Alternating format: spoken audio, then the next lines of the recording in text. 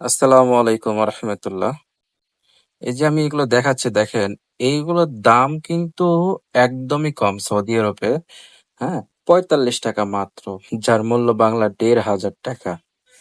বুঝছেন? তো সৌদি মানুষটাকে এরকম দেখেন যে এইগুলা, তবে এই যে সোনালী কালার দেখতে পারতেছেন, এইটার দাম কিন্তু বেশি।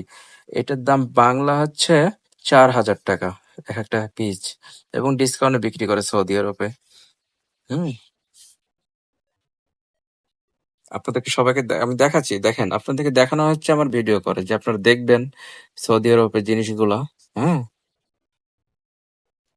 আসসালামু আলাইকুম। আমি যে এগুলো দেখাচ্ছি দেখেন, 6 টাকার পিস আছে। এগুলো হচ্ছে রান্নাঘরে মশলা রাখার জন্য। হ্যাঁ, রান্নাঘরে মশলা রাখার জন্য 6 টাকার পিস আছে, যার মূল্য সৌদি আরবে 75 রিয়াল, মানে বাংলা 2,000 টাকা। 6 টাকার পিস আছে, কাঠের তৈরি, বাংলা 2,000 টাকা। দেখুন আপনারা।